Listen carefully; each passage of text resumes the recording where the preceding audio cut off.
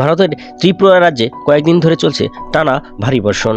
অবিরাম এই বৃষ্টিপাতে সেখানে বিভিন্ন জনপদে পানি নিচে তলিয়ে গেছে।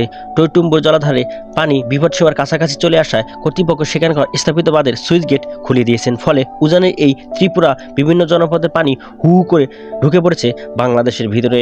এর পাশাপাশি নোয়াখালীতে টানা বৃষ্টির ফলে প্লাবিত হয়েছে 8টি উপজেলা। এতে পানিবন্দী হয়েছে প্রায় 22 লাখ মানুষ। এর মধ্যে 345টি আশ্রয়কেন্দ্র ঠাঁই নিয়েছে প্রায় 20,000 মানুষ। বৃষ্টি অব্যাহত থাকলে আরও খারাপ পরিস্থিতি মুখোমুখি হতে পারে নোয়াখালীবাসীর জন্য। আবহাওয়া অফিস বলছে মঙ্গলবার সন্ধ্যা 6টা থেকে বুধবার সন্ধ্যা 6টা পর্যন্ত মাইজদিকোট নোয়াখালী অফিস কর্তৃক রেকর্ডকৃত মোট বৃষ্টির পরিমাণ 144 মিলিমিটার। জেলা ত্রাণ ও পুনর্বাসন কর্মকর্তা মোহাম্মদ জাহিদ হাসান বলেন, বিচ্ছিন্ন হাতে উপজেলা ব্যতীত জেলার মোট উপজেলার 87টি ইউনিয়ন ক্ষতিগ্রস্ত হয়েছে। এতে পানিবন্দী হয়ে পড়েছে প্রায় 22 লক্ষ মানুষ। 345টি আশ্রয়কেন্দ্র আশ্রয় নিয়েছে 20,000 মানুষ। সময় বাড়ার সাথে সাথে আশ্রয়কেন্দ্রগুলোতে মানুষের চাপ বাড়ছে। ইতিমধ্যে 88টি মেডিকেল টিম গঠন করা হয়েছে। ত্রাণের জন্য বরাদ্দ করা হয়েছে 15 লাখ টাকার মতো।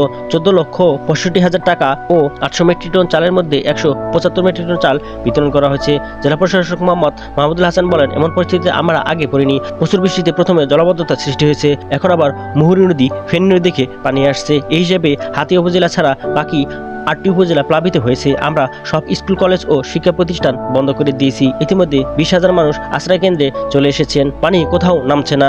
আরও বৃষ্টিপাত হলে পরিস্থিতি আরও খারাপ হবে। বিভিন্ন জায়গায় ত্রাণ কার্যক্রম পরিচালনা করছি। উপজেলা নির্বাহী কর্মকর্তারা মাঠে গিয়ে কাজ করছেন।